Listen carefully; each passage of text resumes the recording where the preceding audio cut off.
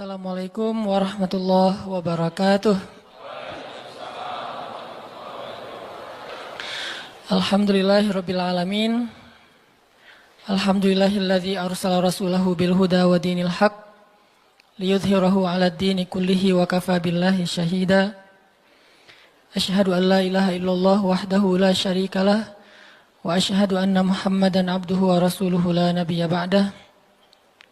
Allahumma salli wa sallim wa barik ala Sayyidina Muhammadin wa ala alihi wa sahbihi wa man tabi'ahu ila yaumiddin amma ba'.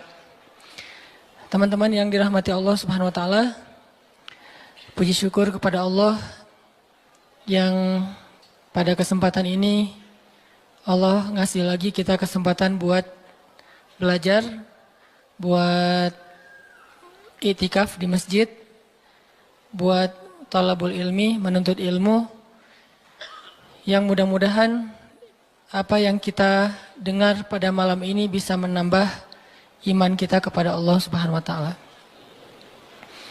Karena seperti yang pernah saya sampaikan dulu tuh, mencari ilmu dalam Islam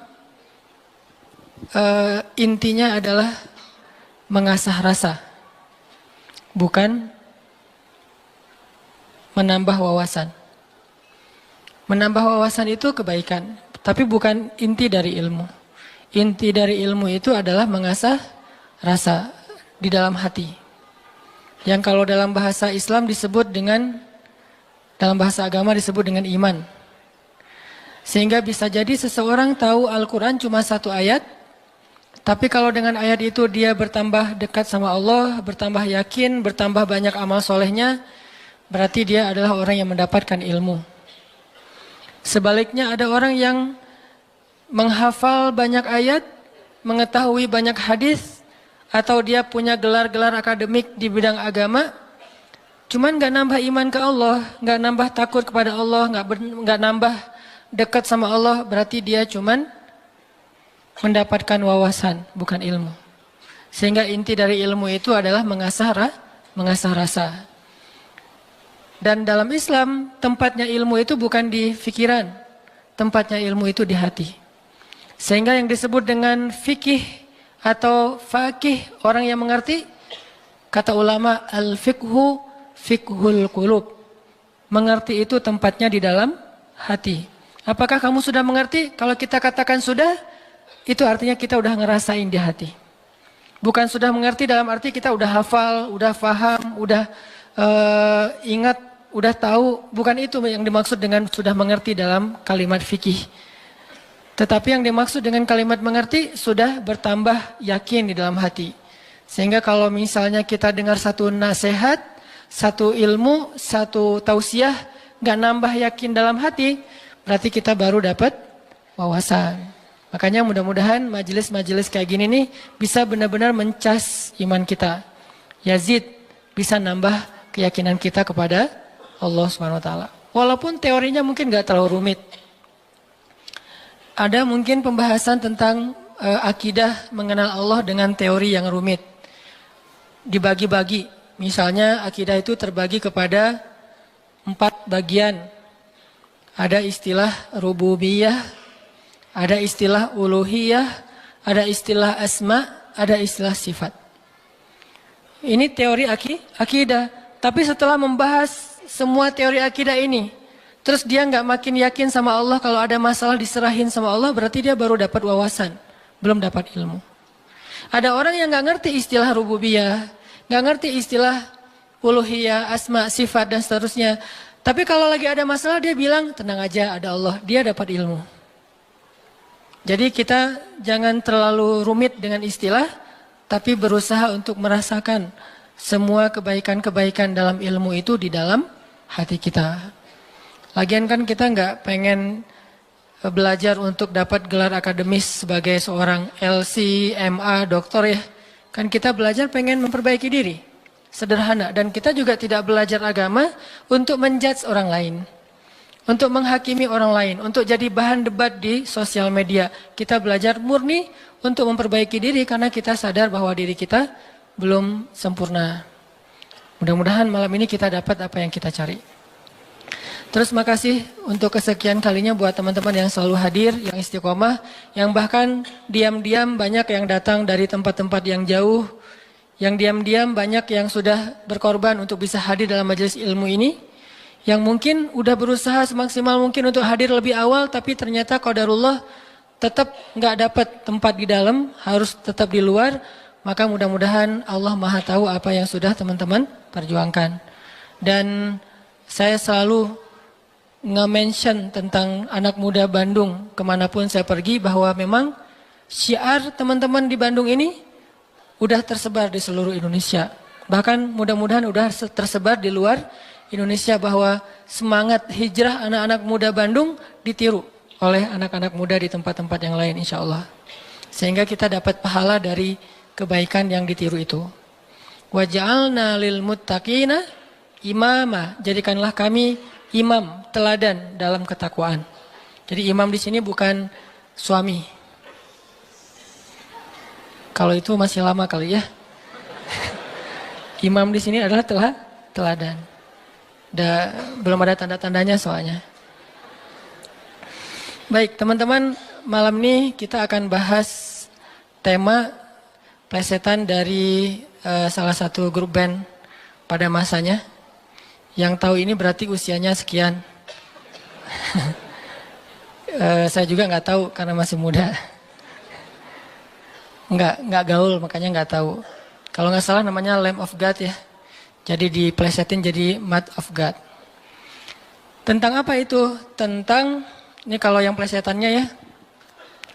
Tentang gimana kita belajar memahami maunya Allah. Gimana kita belajar mengerti apa yang Allah kehendaki di dalam satu peristiwa kalau kita ngalamin sesuatu. Karena kalau kita nggak ngerti maunya Allah, nggak ngerti apa kehendak Allah di dalam apa yang kita alamin, kita jadi gampang putus asa. Kita jadi kadang-kadang malah berburuk sangka kepada Allah. Kalau udah berburuk sangka kepada Allah, pasti kita akan mengambil jalan-jalan yang harusnya kita hindari. Nah, kita belajar nih memahami Allah kayak gimana sih maunya. Dan orang yang dekat sama Allah ngerti banget yang gini-gini nih. Kita pengen belajar kayak gitu juga. Kan ada orang, sebutlah kita ya sama teman. Kita tuh udah dekat sama dia dari SD, kita udah barengan. Sama-sama SD tapi beda SD-nya. Nggak lucu ya. Nggak ketawa gitu.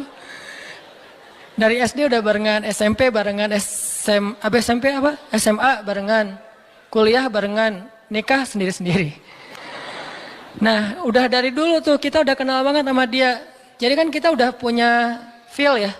Udah ngerti banget lah, udah peka banget dia kayak gini, dia kayak gitu, dia lagi sedih, dia lagi marah, dia tersinggung. Kita udah ngerti banget nih. Begitu dia ngomong satu kata, kita langsung ngerti. Misalnya dia ngomong apa gitu. Oh, berarti dia lagi nggak enak hati nih.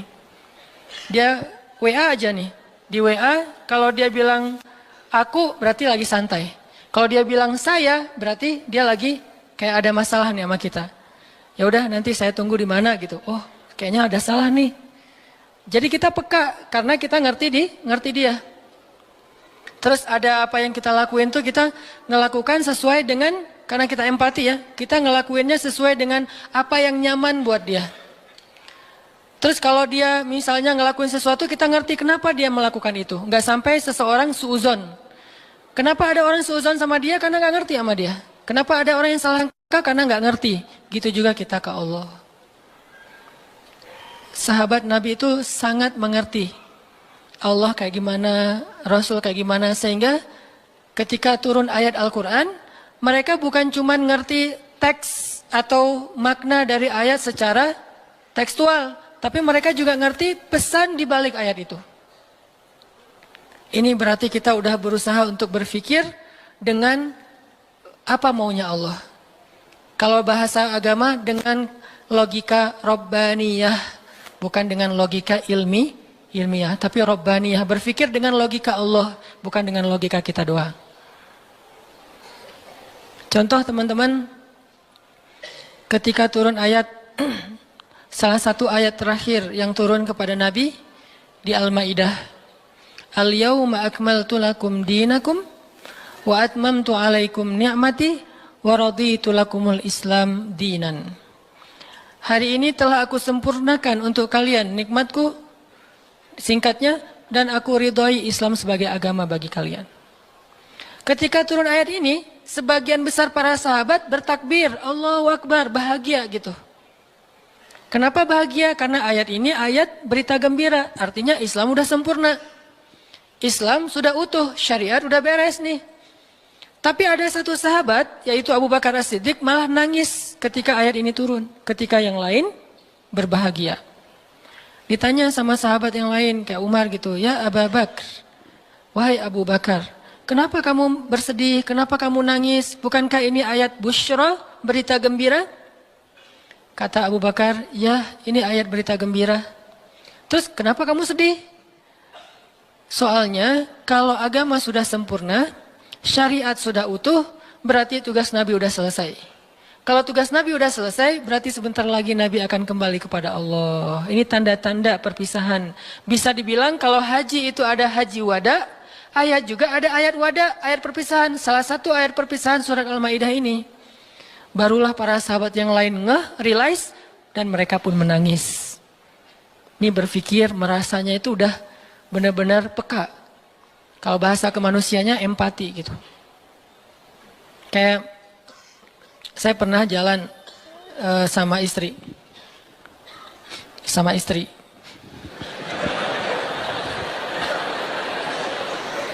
Soalnya nggak mau saya jalan sendiri.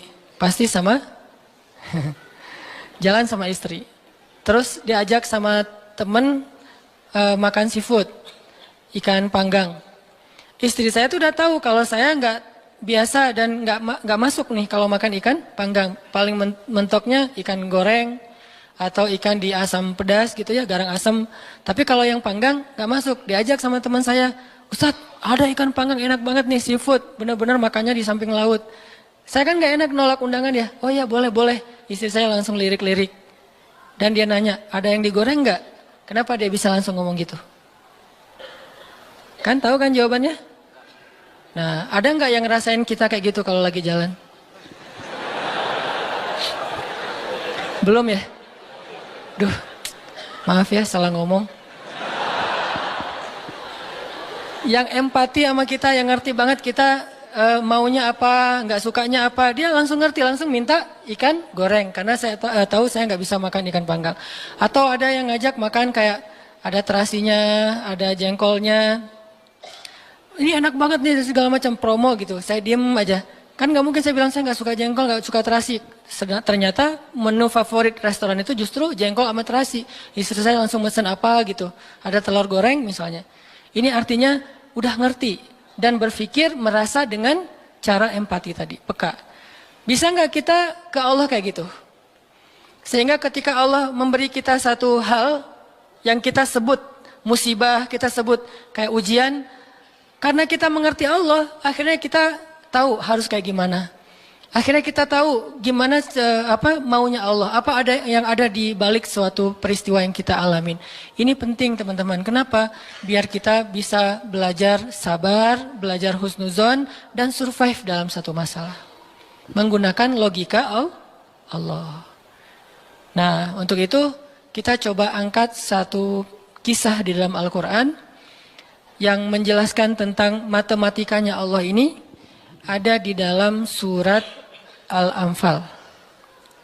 Coba teman-teman buka surat ke-8, surat Al-Anfal. Kita tilawah beberapa ayat pertama. Kita lihat nih logika Allah ketika kayak bentrok dengan logika hambanya. Yaitu surat Al-Anfal ayat 5. Kita baca ayat 5 sampai ayat 8. Ini salah satu peristiwa ketika logika Allah kayak bentrok dengan logika manusia. Kepengennya Allah beda sama kepengennya hamba. Terus apa yang dilakukan hamba itu, terus apa hasil setelah itu? Kita coba baca ayat 5 sampai ayat 8. A'udzu billahi minasy syaithanir rajim. Silakan.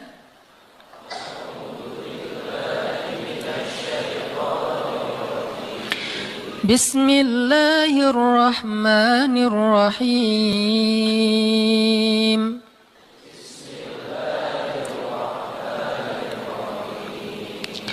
Kama akhrajaka rabbuka min baitika bil haqq.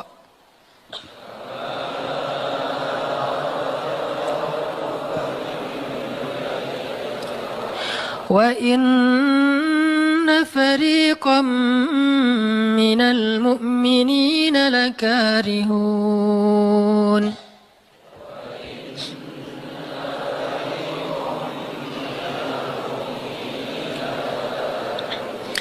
يجادلونك في الحق بعدما تبين كأنما يساقون إلى الموت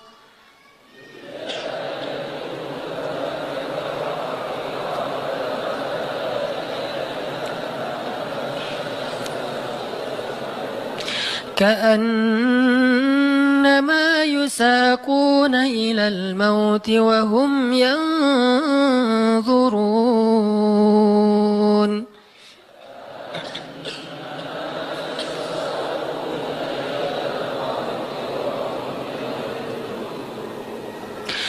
وإذ يعدكم الله إحدى الطائفتين أنها لكم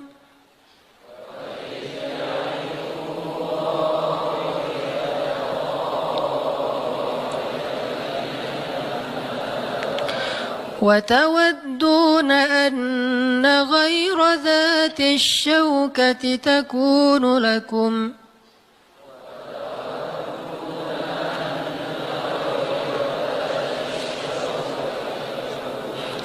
ويريد الله أن يحق الحق بكلماته ويقطع دابر الكافرين.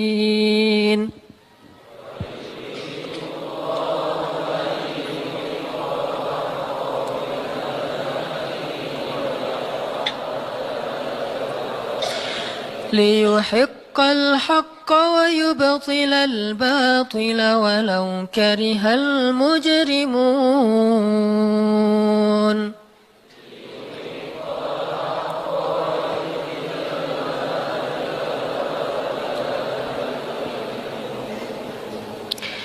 Yaitu sebagaimana Tuhan kalian telah menyuruh kalian untuk pergi dari rumah kalian dengan sebenar-benarnya. Meskipun sesungguhnya sebagian dari orang-orang yang beriman itu tidak menyukainya. Mereka membantahmu, wahai Muhammad, tentang kebenaran setelah nyata bahwa mereka pasti akan menang. Seakan-akan mereka dihalau kepada kematian sedang mereka melihat sebab-sebab kematian itu. Dan ingatlah ketika Allah menjanjikan kepada kalian bahwa salah satu dari dua golongan yang kalian hadapi adalah untuk kalian, sedangkan kalian menginginkan golongan yang tidak memiliki senjatalah untuk kalian. Tetapi Allah hendak membenarkan yang benar dengan ayat-ayatnya dan memusnahkan orang-orang yang menentang sampai ke akar-akarnya. Agar Allah memperkuat yang hak, itu Islam, dan menghilangkan yang batil atau kemusyrikan, walaupun orang-orang yang berdosa itu tidak menyukainya. Shadaqallahul azim. Ngerti teman-teman? Agak kurang jelas ya. Kenapa kurang jelas? Karena kita mungkin sebagian belum membaca kisah yang ada di dalam ayat ini. Salah satu tips paling gampang kalau kita pengen ngerti ayat Al-Quran, baca dulu sejarah yang berkaitan dengan ayat itu. Kalau dalam ilmu tafsir itu disebut dengan asbabun nuzul. Peristiwa-peristiwa yang menyebabkan turunnya ayat tersebut. Contohnya surat Al-Anfal. Kalau teman-teman pengen ngerti surat Al-Anfal, coba sebelum baca surat Al-Anfal, baca dulu peristiwa Perang Badar secara lengkap. Nanti di buku sejarah tuh ada perang Badar, cari yang paling tebal, biar nanti pas kita baca detail, banyak hal-hal kecil yang kita jadi ketahuan. Baca peristiwa perang Badar, setelah berkali-kali baca udah ngerti banget, kayak nonton film berkali-kali sampai hafal. Setelah itu coba baca surat Al-Anfal. Pasti beda. Seolah-olah kita ngalamin ketika ayat itu turun. Itulah bedanya sahabat sama kita. Mereka lebih mengerti Al-Quran karena mereka ngalamin. Nah kita kan cuma membaca teks sejarah, tidak mengalami. Tapi kalau kita baca sejarah berkali-kali lalu baca Al-Anfal, itu akan lebih berasa. Itu yang saya alami. Nah, termasuk ayat yang tadi kita baca. Apa sih yang terjadi sampai turun ayat kayak gini? Yang terjadi, dulu di tahun kedua setelah Nabi hijrah ke Madinah, orang-orang Mekah yang dipimpin oleh Abu Sufyan mau berdagang ke Syam. Apa yang mereka bawa dalam karavan dagang? Harta-harta orang Islam yang dirampas ketika orang Islam hijrah ke Madinah. Jadi kayak misalnya Abu Bakar hijrah ke Madinah, harta Abu Bakar yang ditinggalin di Mekah itu dirampas sama Abu Sufyan. Terus ada Suhaib bin Amr Ar-Rumi hijrah ke Madinah, semua harta yang ditinggalkan di Mekah, pasarnya, ladangnya, ternak-ternaknya diambil oleh Abu Sufyan lalu didagangkan ke Syam. Nah, setelah 2 tahun kaum muslimin berada di Madinah, dapat kabar nih kalau Abu Sufyan dan karavan dagangnya baru pulang dari Syam membawa keuntungan hasil dagang harta kaum muslimin yang dirampas di Mekah. Berarti yang dibawa oleh Abu Sufyan harta siapa? Harta kaum muslimin ya, harta sahabat. Sehingga Nabi mengatakan, mari kita cegat Abu Sufyan yang ngelewatin jalur dekat kota Madinah. Karena emang itu jalur lintas antar negara. Mari kita cegat Abu Sufyan dan kita ambil kembali hak kita. Itu tawaran Nabi kepada orang-orang muhajirin. Makanya bisa dibilang perang Badar ini perang khusus buat orang muhajirin. Orang Ansor nggak boleh ikut. Karena awalnya juga pengen ngambil harta orang muhajirin. Itu skenario awal. Mencegat karavan dagang untuk mengambil kembali hak mereka. Yang namanya karavan dagang kan gak banyak pengawal. Beda dengan pasukan perang. Paling-paling pengawalnya 10-20 dibandingkan sahabat yang 300 orang, ini kecil. Sedangkan keuntungannya kalau berhasil mencegat besar. Jadi tantangannya, resikonya kecil, keuntungannya besar. Ini skenario awal. Sehingga para sahabat semangat. Udah 2 tahun kita kelaparan, udah 2 tahun kita nggak punya apa-apa, bergantung kepada orang Ansor, nggak enak sama orang Ansor. Masa makan terus di rumah orang? Nah sekarang kebetulan harta kita lewat nih, ya udah kita rampas lagi. Itu skenario awal. Udah siap-siap nih, udah siap-siap mau berangkat jalan. Tengah jalan, Abu Sufyan dapat berita, kan pakai mata-mata gitu, dapat berita bahwa kaum muslimin mau mencegat, akhirnya Abu Sufyan langsung nelpon Abu Jahal. Jahal gitu. Nelpon Abu Jahal dan sinyalnya bagus lagi waktu itu, langsung telepon, nggak putus-putus.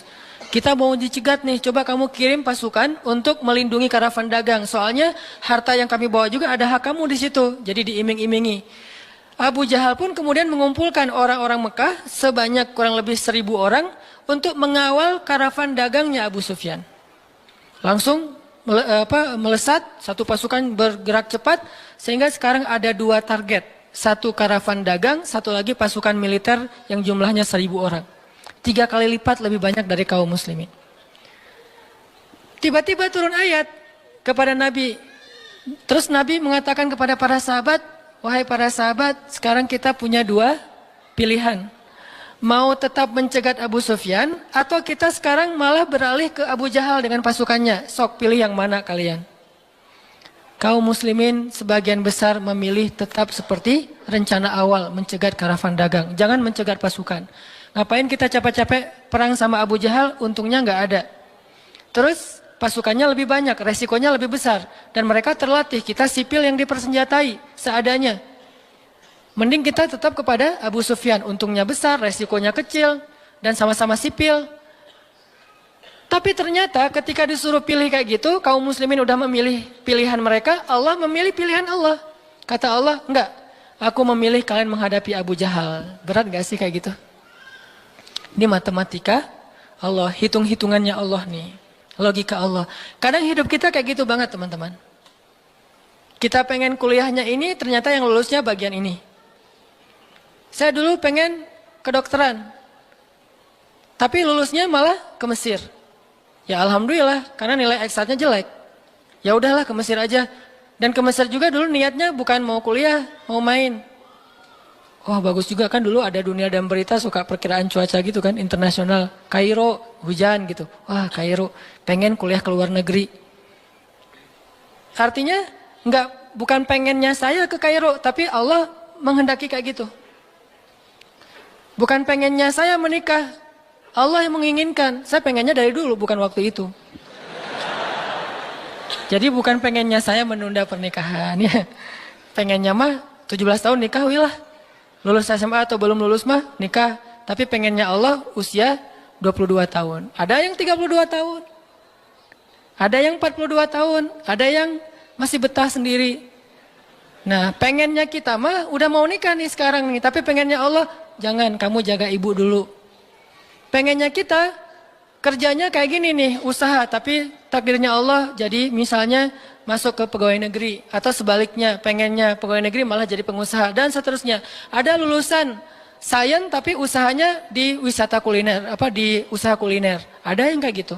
Ada teman saya lulus ITB planologi.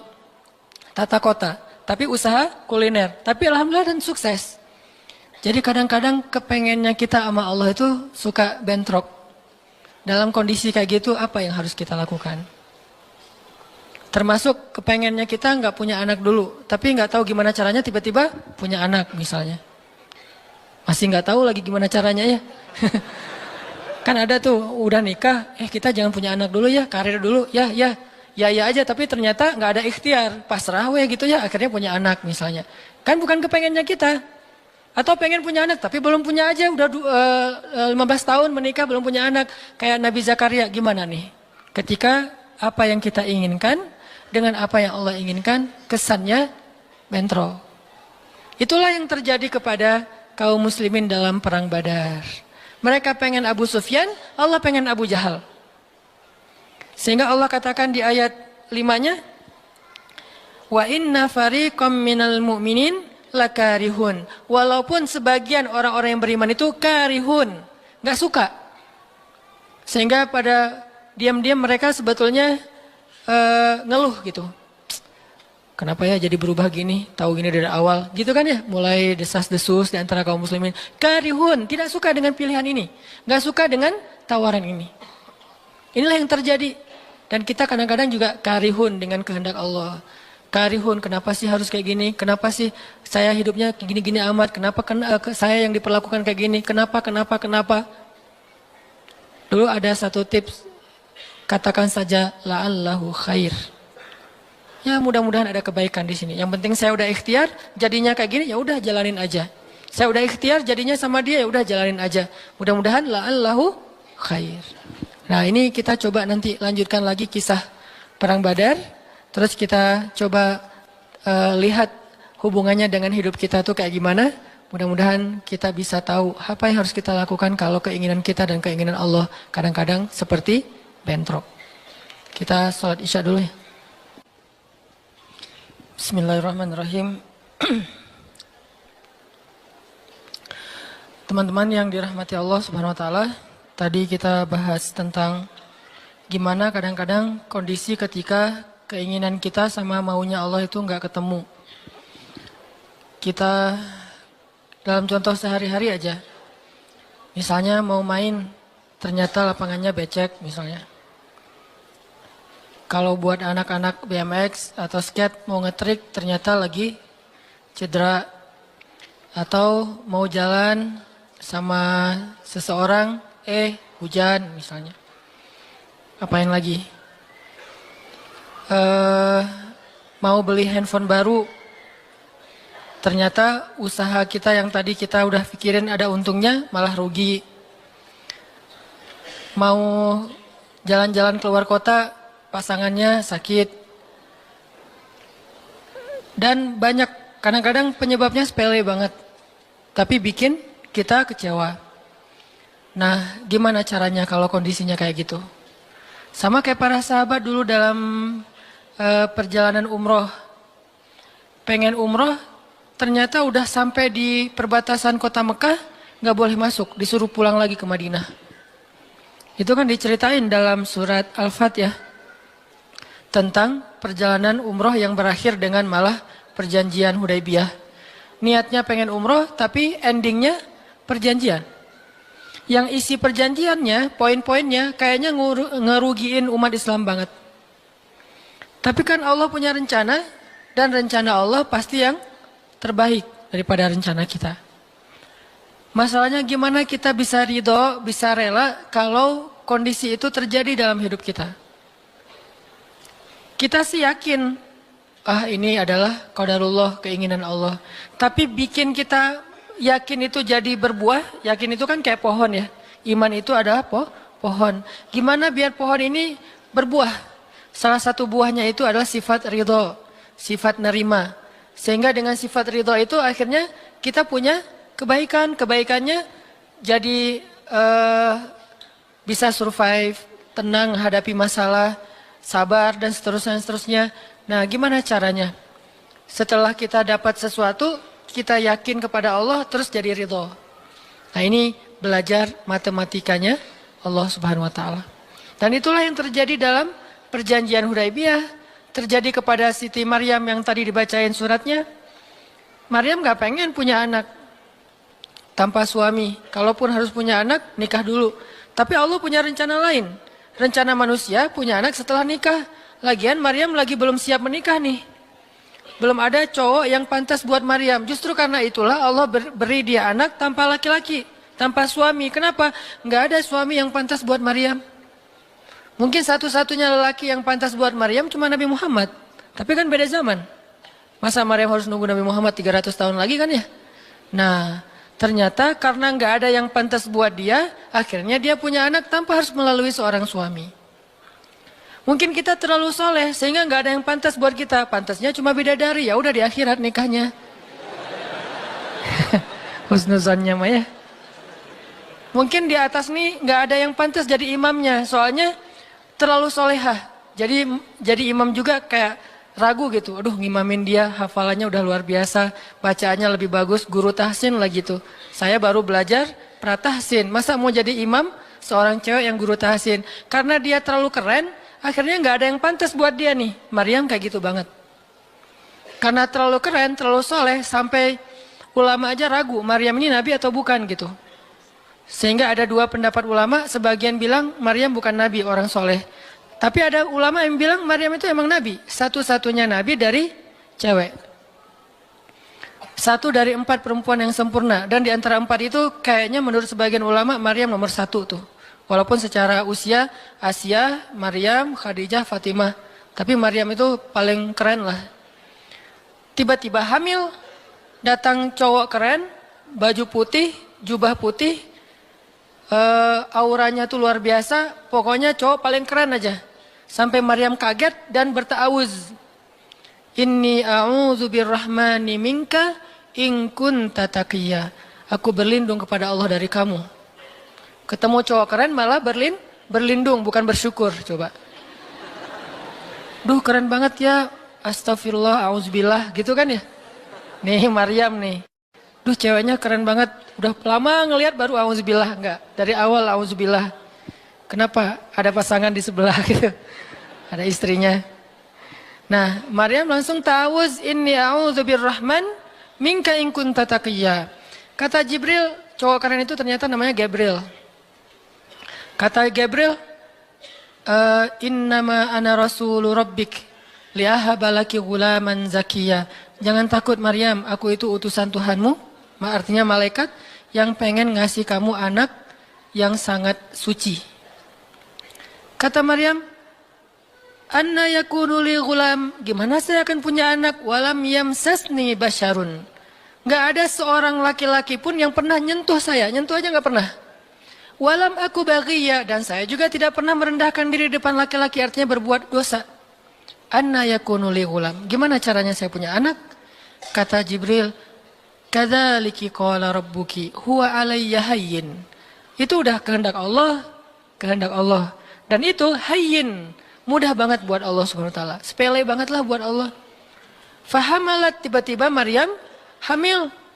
Fantabadat bihi makanan qasiyya. Karena Maryam malu ketahuan hamilnya, akhirnya Maryam pun pergi ke suatu tempat yang terpencil, qasiyya, Aqsa. Aqsa itu artinya tempat yang jauh. Masjidil Aqsa disebut Al-Aqsa karena dia jauh dari Masjidil Haram. Kalau Madinah kan dekat. Masjid yang paling mulia kan ada 3 itu ya, Mekah, Madinah, Palestina. Nah, dia disebut Aqsa karena tempatnya jauh.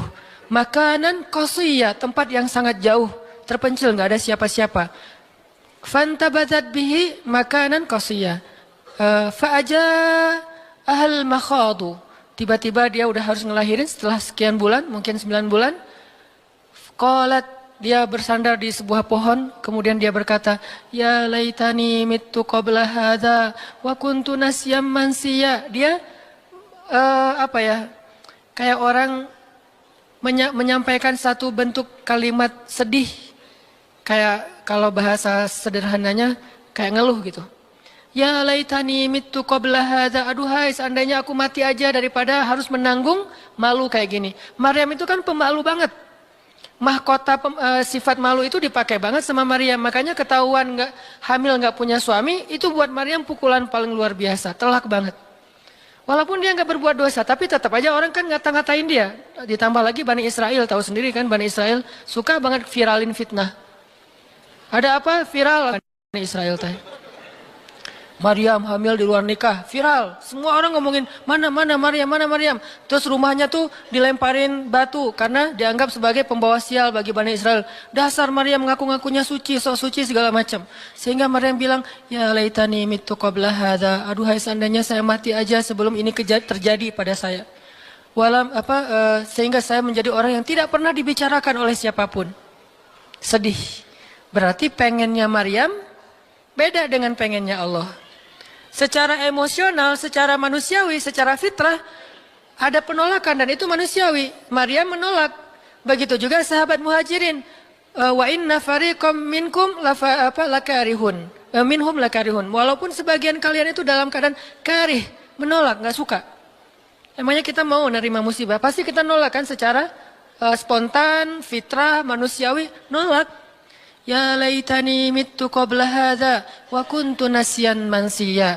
Aduhai seandainya aku mati aja sebelum kejadian ini terjadi padaku, sehingga nggak ada orang yang ngomongin tentang aku. Jadi nggak ada trending topik tentang Maryam waktu itu. Dia berharap kayak gitu. Semua berita buka channel mana aja Maryam. Asal buka Instagram yang muncul duluan di home tuh Maryam. Viral banget, semua orang ngomongin Maryam. Sehingga Maryam bayangin, semua orang ngomongin kita se-Indonesia. Karena emang sebelumnya kan Maryam memang selebgram banget kan. Semua orang pengen nge-following Maryam. Jangankan yang cewek-cewek, yang cowok juga pengen nge-following Maryam. Cuman gak ada yang pantas. Semuanya kagum sama Maryam, respect. Tiba-tiba berubah. Kalau gak naik, jatuh kan gak berasa nih. Kita gak naik, jatuh. Paling keseleo dikit. Tapi kalau naiknya udah terlalu tinggi, jatuh kan lebih sakit nih. Maryam tuh naiknya udah terlalu tinggi. Saking tingginya sampai Nabi menyebut dia satu di antara 4 yang sempurna di muka bumi. Nggak ada perempuan yang sempurna kecuali 4 itu. Itu benar-benar dipuja-puja tuh Maryam. Pengen punya anak nanti namanya Maryam. Pengen punya istri kayak Maryam. Pengen punya ibu kayak Maryam. Pokoknya Maryam itu idola banget tuh di zaman tersebut. Bani Israel kalau suka lebaynya luar biasa. Kalau benci, wah noraknya juga luar biasa. Itu Bani Israel. Berlebihan gitu. Kalau suka habis-habisan sampai dijadikan Tuhan kan dulu mereka pernah mengangkat seorang laki-laki yang soleh jadi Tuhan. Namanya Uzair. Namanya Uzair. Disebut sebagai anak Tuhan. Kemudian juga Isa juga gitu. Bani Israel tuh luar biasa kalau suka. Kalau benci, wah habis-habisan juga tuh dijelek-jelekin. Kayak mereka ngejelek-jelekin Musa, Harun. Kalau Harun gak terlalu sih, Musa. Kayak mereka ngejelek-jelekin Nabi, malaikat Mikail, malaikat Jibril. Kan Bani Israel paling gak suka sama Jibril ya. Jadi gak ada orang Yahudi nama anaknya Gabriel tuh gak ada. Rata-rata nama anaknya Michael. Karena mereka senang banget sama Mikail, gak suka sama Jibril. Kenapa? Jibril itu kalau turun pasti bawa perintah. Wahyu kan? Jibril mah hese, bawa perintah wae gitu. Bawel Jibril menurut mereka. Kalau Mikail keren, bawa rezeki, bawa rahmat, bawa apa. Sehingga mereka senangnya sama Mikail. Dibikinlah film Jin versus Gabriel. Malah nggak yang baik itu waktu itu Jin. Kan banyak tuh film-film kayak gitu tuh. Itu memang dari dulu kayak gitu. Nah, Maryam naik tinggi, dipuja-puja semua orang. Maryam, kalau ketemu Maryam, fall back dong, gitu-gitu pada. Wah, pokoknya heboh aja sama Maryam. Tiba-tiba ada kasus, Maryam kan jatuhnya dalam banget sehingga Maryam tuh nggak siap perasaannya. Bukan karena dia sombong dan senang dipuja, tapi memang dia orang yang selama ini nggak melakukan kesalahan apapun, tiba-tiba dihadapkan dengan tuduhan yang sangat-sangat menyedihkan. Mirip dengan yang dialamin oleh Aisyah dituduh selingkuh. Orang sekelas Aisyah dituduh selingkuh kan berat banget. Kita aja dituduh macam-macam udah wah sedih kan, apalagi Aisyah sekelas Aisyah yang terjaga dituduh selingkuh. Maryam terjaga dituduh selingkuh. Ternyata diam-diam Maryam banyak banget ada versi gosip dia melakukannya dengan rahib. Ada gosip melakukannya sesama murid di Al-Aqsa, ada gosip melakukan dengan Zakaria, banyak gosip. Berat banget buat Maryam sehingga Maryam mengatakan ya laitani mittu qabla hadza wa kuntu nasyan mansiya. Aduhai seandainya aku mati aja. Aduhai seandainya dulu aku nggak bikin akun Instagram, pasti nggak akan jadi apa-apa gitu. Nyesel udah punya akun. Udah gitu banyak lagi yang ngomongin. Akhirnya turun ayat. Turun lagi Jibril. Turun malaikat. Fanadaha min tahtiha alla tahzani qad ja'ala rabbuki tahtaki sariyya. Dipanggillah Maryam oleh malaikat itu. Ya Maryam, la tahzani. Kalau Abu Bakar, la tahzan. Kalau Maryam, la tahzani. Dua orang yang disebutkan kalimat la tahzan di dalam Al-Quran. La tahzan, innallaha ma'ana. Siapa? Abu Bakar. Kalau Maryam, la tahzani, qad ja'ala rabbuki tahtaki sariyya. Jangan sedih wahai Maryam, enggak usah khawatir. Allah udah memunculkan mata air di bawah kakimu. Artinya Allah yang akan merawat kamu, Allah yang akan ngebelain kamu, Allah yang akan deketin kamu, Allah bersama kamu wahai Maryam. Apa pelajarannya di sini teman-teman? Ketika Allah menggunakan logikanya yang kita tidak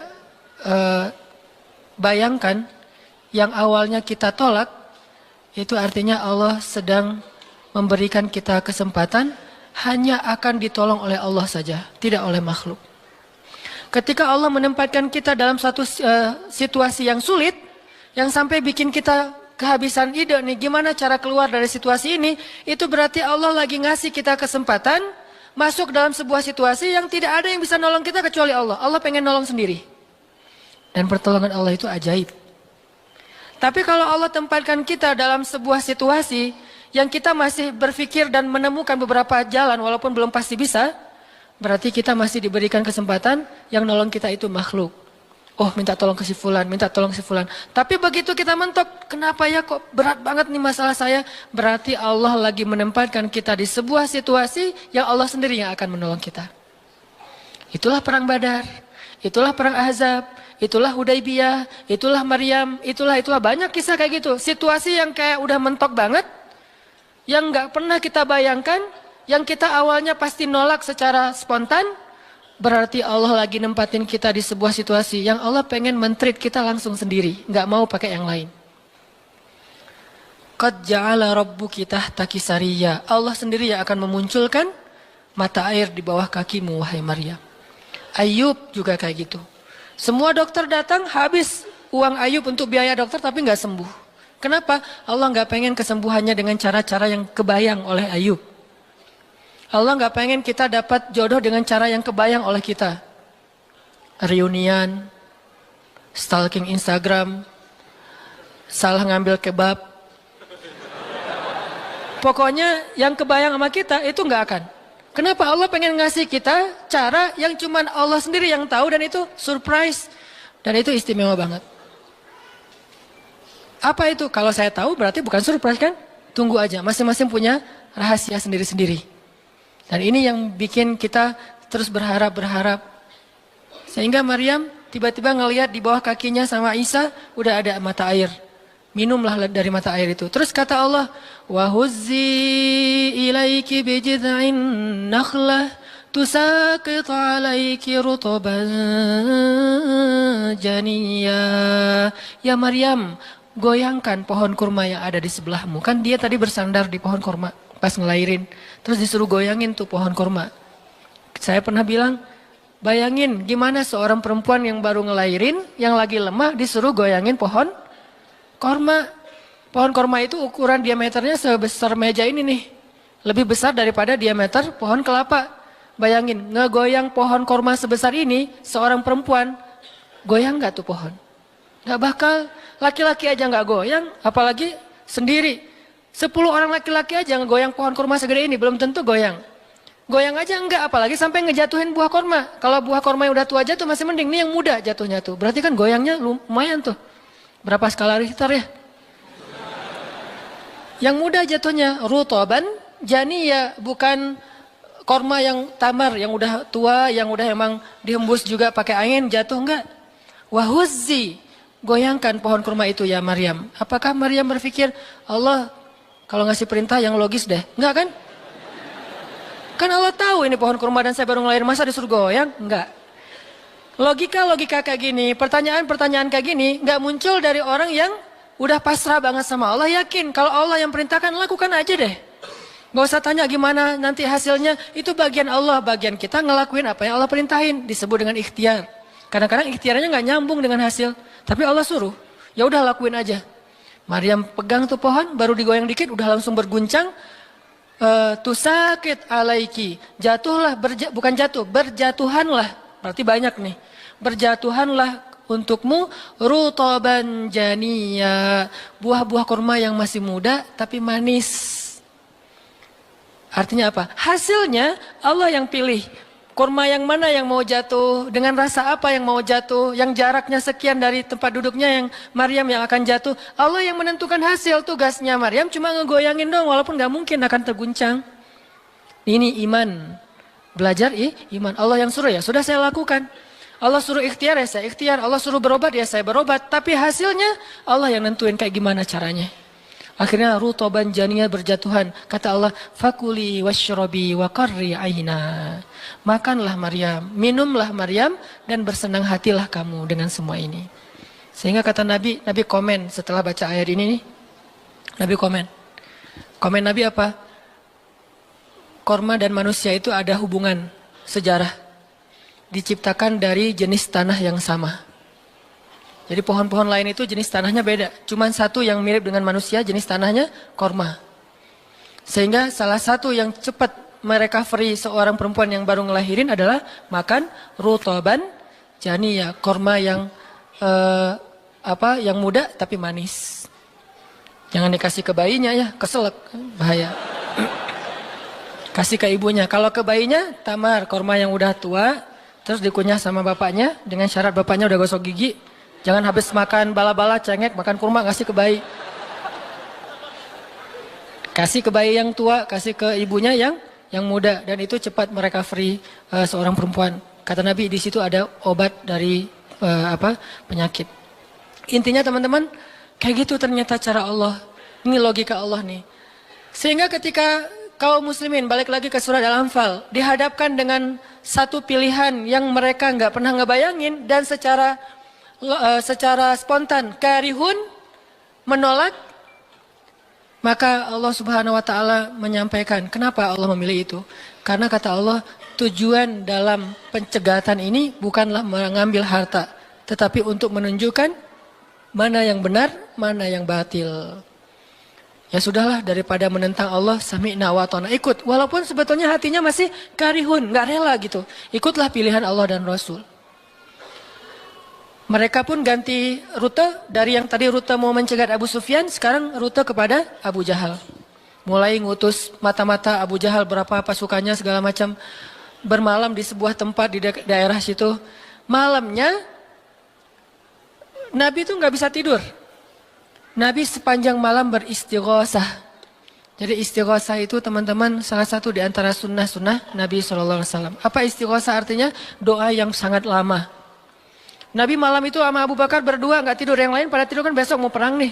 Malam ini mereka tidur, besok mau tanding aja disuruh tidur kan ya. Apalagi besok mau perang. Tidur, wajib tidur. Yang belum tidur pokoknya pura-pura tidur. Tidur aja. Kayak kita besok mau akad kan harus tidur ya. Walaupun susah tidurnya.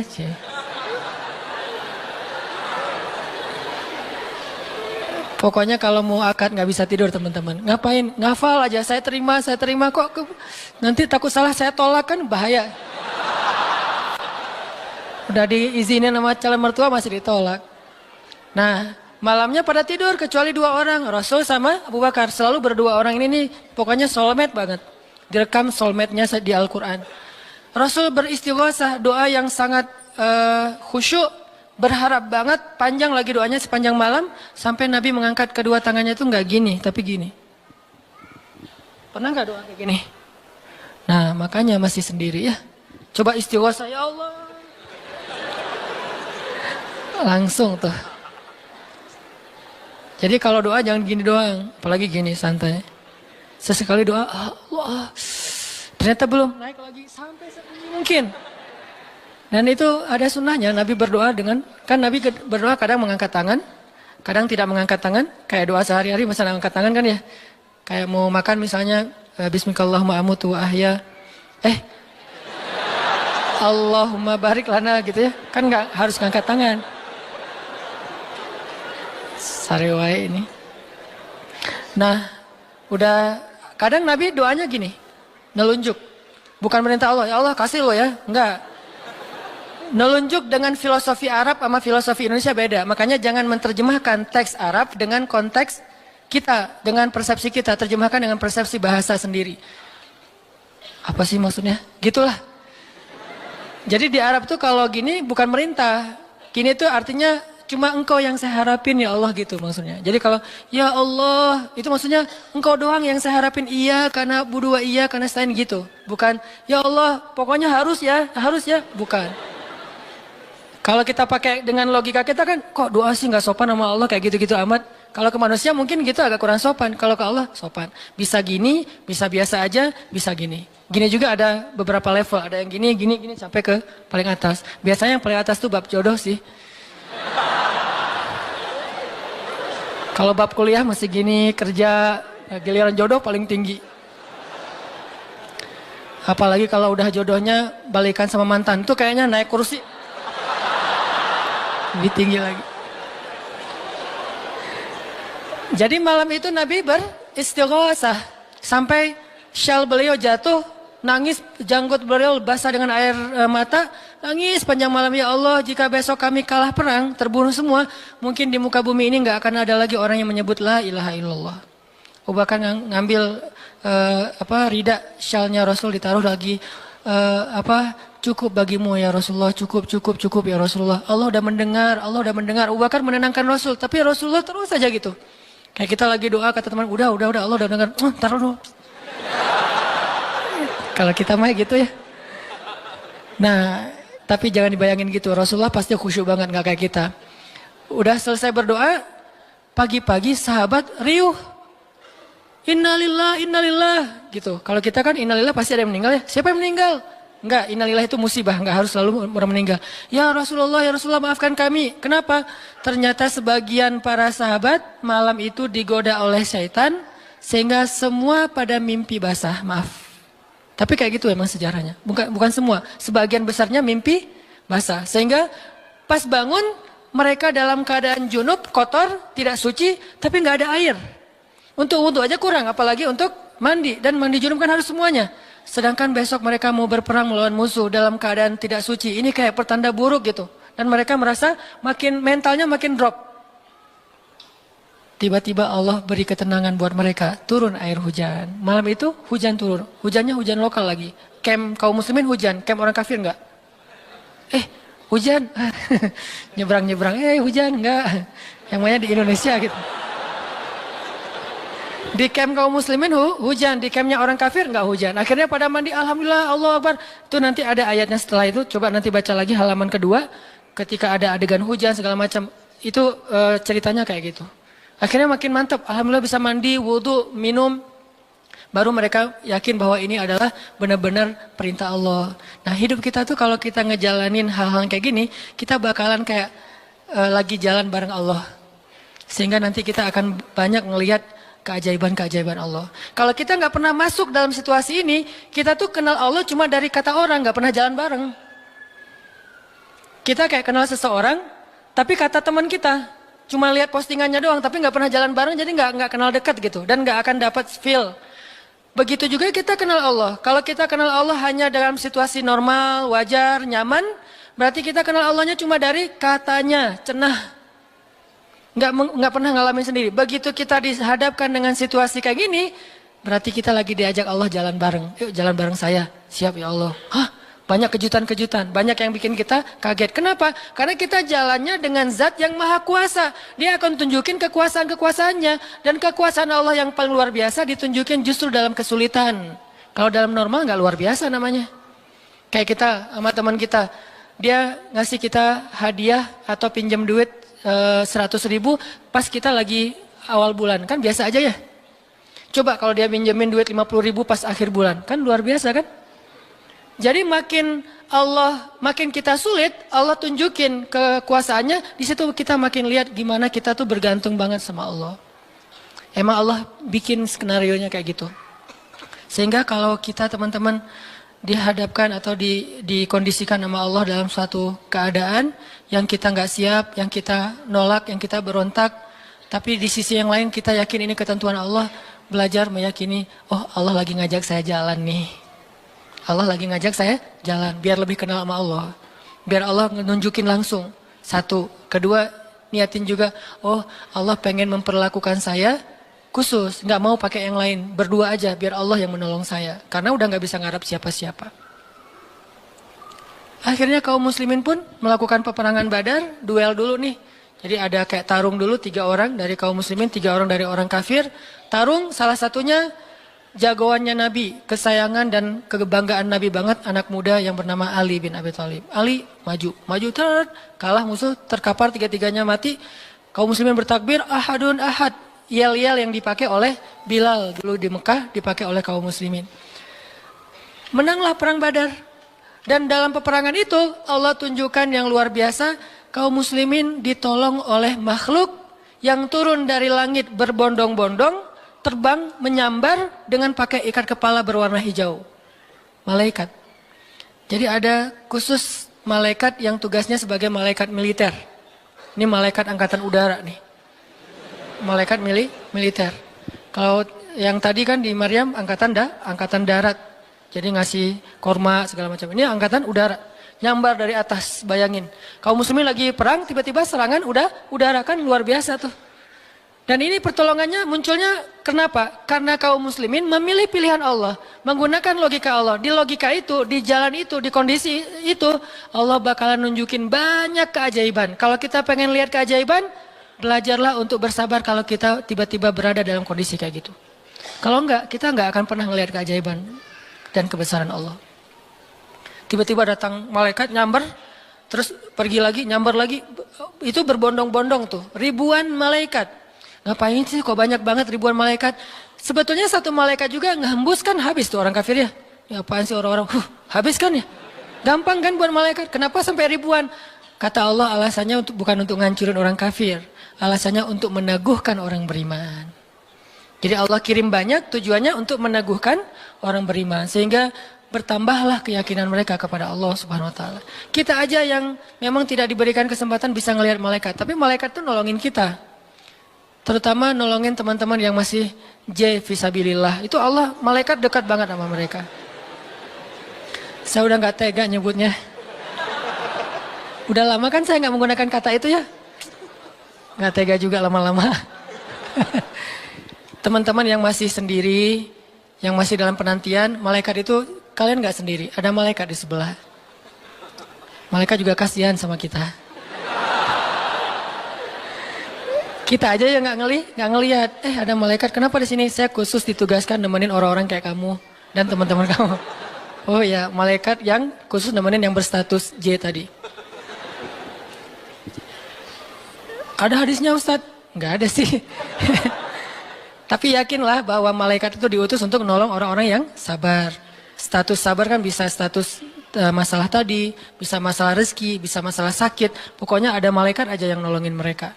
Ngedoain mereka, berselawat untuk mereka. memberikan naungan rahmat untuk mereka. Pokoknya banyak tuh. Apalagi para sahabat yang tadi mau memilih pilihan Allah walaupun awalnya nolak, karihun. Karena udah milih pilihan Allah, Allah berikan pertolongan yang luar biasa. Mungkin kalau tadi mereka maksain pilihan sendiri, bisa jadi dua-duanya nggak dapat. Abu Jahal nggak dapat, Abu Sufyan nggak dapat apa-apa. Untungnya mereka bersabar memilih pilihan Allah. Itulah hidup. Makanya teman-teman, kalau pas kita dapat satu musibah atau satu masalah, satu ujian, kehilangan sesuatu, itu berarti kita dikasih kesempatan untuk ngedapetin sesuatu yang lebih baik. Gimana caranya? Berhusnuzon kepada Allah. Karena kata Allah, Ana indah dhanni abdi bi. Aku tergantung prasangka hambaku kepadaku. Berarti kalau kita misalnya lagi dapat masalah, terus kita berhusnuzon, oh Allah pengen ngasih yang lebih baik. Itu Allah berarti kayak gitu. Kan kesempatan kan? Kenapa kita malah gunain kesempatan itu untuk bersuuzon? Kenalah kita dengan apa yang kita persangkakan. Aku tergantung prasangka hambaku kepadaku. Pas ada musibah kehilangan sesuatu, oh mungkin memang Allah pengen ngasih saya yang lebih baik dari ini. Ini kan udah lama saya pakai ini, udah 2 tahun, 3 tahun, pengen diganti sama Allah. Itu gitu banget Allah tuh sama kita. Terus kenapa kita gak mau berprasangka baik kalau kayak gitu? Masalah yakin. Kalau kita malah pas dikasih musibah kehilangan sesuatu bilang, apa lagi maunya Allah, kayaknya Allah gak senang dengan saya taubat nih, maka Allah juga akan memperlakukan kita kayak kita prasangkain. Makanya kalau kita dapat musibah, ujian, itu berarti kita dikasih kesempatan untuk memikirkan sesuatu yang baik yang akan Allah kabulkan. Kalau nggak dikasih itu, berarti kita nggak dikasih kesempatan memikirkan yang lebih baik. Begitu dikasih, oh saya harus mikirin yang lebih baik nih. Kayak gitu aja terus. Apapun musibahnya. Termasuk yang tadi gagal dalam hubungan, diputusin atau ditolak. Kita mikirin, oh berarti Allah mau ngasih yang lebih baik dari dia. Ternyata tetap ujung-ujungnya dia juga. Kok bisa?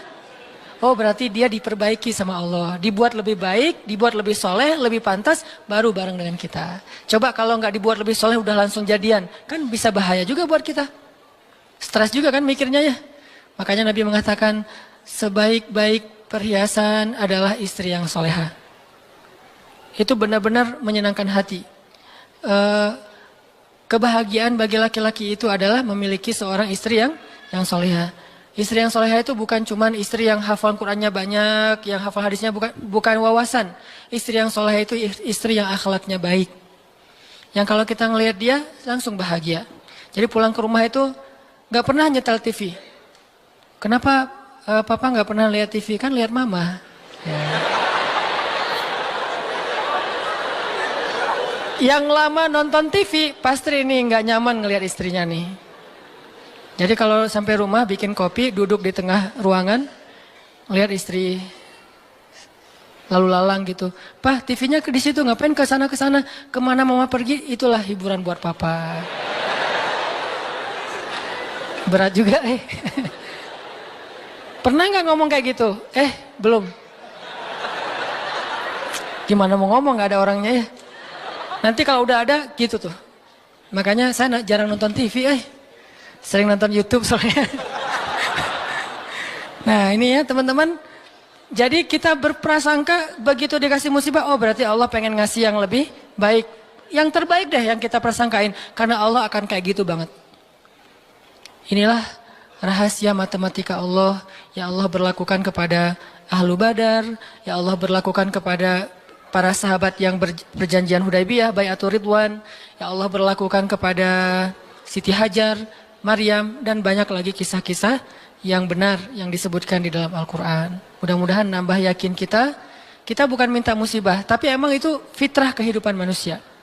Udah kayak gitu sunatullah, semua yang hidup pasti dikasih ujian. Jangankan orang biasa, jangankan orang beriman, orang biasa aja dikasih ujian, apalagi beriman. Beriman itu pasti dikasih ujian sama Allah, cuman karena ujian itulah Allah memperlakukannya lebih istimewa daripada orang lain. Jadi siapa orang yang paling istimewa di mata Allah? Yang paling banyak diuji.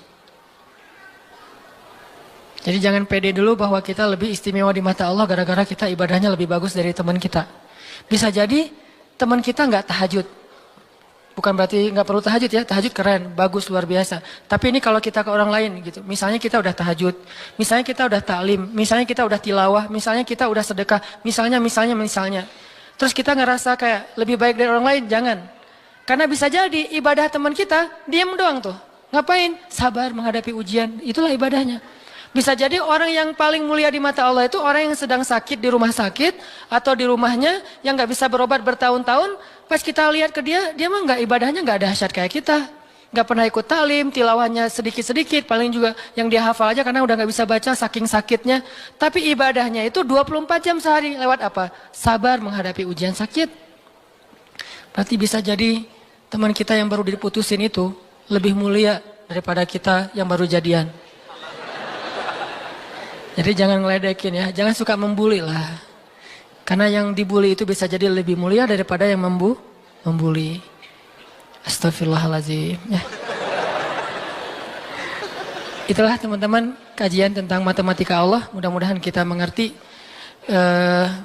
Maksud mengerti di sini meyakini, bisa bertambah yakin sama Allah dan bisa diterapin. Tadi kalau dikasih ujian, berarti kita punya kesempatan berprasangka baik supaya kita dapat apa yang kita prasangkakan. Kalau dikasih ujian, berarti Allah pengen ngajak kita jalan berdua nih. Kalau dikasih ujian, berarti Allah pengen memperlakukan kita secara khusus. Nggak mau yang lain bantu kita, pengen Allah doang yang bantu. Dan itu keistimewaan dari Allah untuk kita. Ya Allah, paham kami kehendak-kehendak-Mu ya Allah. Jangan biarkan kami berburuk sangka kepada Engkau ya Allah. Karena jika kami berburuk sangka kepadamu, maka itu tidak akan merugikan Engkau sedikit pun ya Allah. Jika kami berputus asa, itu pun tidak akan merugikan-Mu ya Allah. Engkau tidak butuh kepada kami, tetapi kami yang butuh kepadamu ya Allah. Pahamkan kami tentang ketentuan-ketentuan-Mu. Pahamkan kami tentang kebijaksanaan-Mu. Pahamkan kami tentang kebaikan yang ada di sisi-Mu. Sehingga kami bisa menjalani hidup kami dengan penuh prasangka baik. Menjalani hidup kami dengan penuh kesabaran, optimis, berserah, dan selalu yakin kepada Engkau ya Allah. Ya Allah, kuatkanlah iman kami. Karena dengan kekuatan iman itulah kami bertahan. Kami tidak bertahan karena fisik kami yang kuat. Kami tidak mampu bertahan karena uang kami yang banyak. Kami tidak mampu bertahan karena kesempatan kami yang lapang. Kami bertahan dalam satu ujian jika iman kami kuat kepada Engkau ya Allah. Kuatkanlah iman kami ya Allah. Terutama ketika kami merasa lemah, sendiri dan tidak berdaya. Ketika kami merasa tidak ada yang bisa menolong kami dalam satu masalah selain Engkau ya Allah. Ketika kami merasa ujian yang kami hadapi sudah hampir di batas kemampuan kami ya Allah. Saat itulah dekap kami dengan kasih sayang-Mu ya Allah. Dekap kami dengan kasih sayang-Mu sebagaimana Engkau mendekap Rasulullah SAW. Tolong kami, temani kami sebagaimana Engkau menemani Rasulullah dan Abu Bakar di dalam Gua Thur. Beri kami jalan keluar sebagaimana Engkau memberikan kebaikan kepada Maryam. Jangan biarkan kami berputus asa dan memilih jalan yang tidak Engkau ridhai ya Allah. Kami takut dan kami berlindung kepadamu dari nafsu diri kami sendiri ya Allah. Kami berlindung kepadamu dari kelemahan diri kami sendiri ya Allah. Kelemahan yang membuat kami tidak lagi berharap kebaikan di sisi-Mu. Kelemahan yang dalam diri kami yang membuat kami tidak mau lagi berikhtiar. Kelemahan dalam diri kami yang membuat kami berputus asa. Kami berlindung kepadamu dari kelemahan itu ya Allah. Fahamkan kami. Pegang kami erat ya Allah. Ketika kami akan terjatuh. Justru kami sangat membutuhkan-Mu saat itu ya Allah. Kami sangat membutuhkan-Mu saat itu ya Allah. Janganlah Engkau tinggalkan kami di saat-saat kami paling lemah. Janganlah Engkau tinggalkan kami di saat kami gamang dan bingung. Bukankah Engkau berfirman, Alam yajidka yatiman fa'awa, ووجدك ضالا فهدى ووجدك عائلا فأغنى. Engkau yang menemani orang yang merasa yatim sendiri. Engkau yang memberi petunjuk kepada orang yang bingung dan tidak tahu arah. Dan Engkaulah yang mencukupkan orang-orang yang kekurangan dan kelaparan. Temani kami ya Allah. Beri kami petunjuk ya Allah. Cukupkanlah kami ya Allah. Kami mohon ya Allah. Genggamlah hati kami ketika kami dalam keadaan rapuh. Ketika kami dalam keadaan galau, ketika kami dalam keadaan lemah. Ilahana, jangan lepaskanlah ikatanmu kepada kami. Jangan lepaskan pandangan kasih sayangmu atas kami. Jangan lepaskan dekapanmu dari kami ya Allah. Janganlah engkau turunkan baroahmu kepada kami, sebagaimana engkau turunkan baroah kepada orang-orang yang engkau murkai. Jangan engkau biarkan hidup kami istidraj kepada kehancuran, sebagaimana engkau pernah mengistidrajkan orang-orang yang engkau benci. Sayangi kami ya Allah. Dekatkan kami kepadamu ya Allah. Itulah yang paling berharga dalam hidup kami ya Allah. Kadang kami bisa menjauh dari seseorang yang kami sayangi. Kadang kami bisa kekurangan dari hal-hal yang kami butuhkan. Kadang kami bisa merasa lemah dan tidak berdaya. Tetapi asalkan engkau ada di sebelah kami, asalkan engkau bersama dengan kami, maka semua itu akan bisa kami lalui ya Allah. Jangan tinggalkan kami sedetik pun dalam hidup kami ya Allah. Jangan tinggalkan kami sedetik pun dalam hidup kami ya Allah. Rabbana, dengarkanlah doa-doa kami ya Allah. Perkenankanlah permohonan-permohonan kami ya Allah. Terimalah amal-amal kami walaupun masih sedikit dan banyak keterbatasan. Dan ampunkan dosa-dosa kami ya Allah. Rabbana atina fid dunya hasanah wa fil akhirati hasanah wa qina adzabannar. Subhanakallahumma wa bihamdika asyhadu an la ilaha illa anta astaghfiruka wa atubu ilaik. Assalamualaikum warahmatullahi wabarakatuh.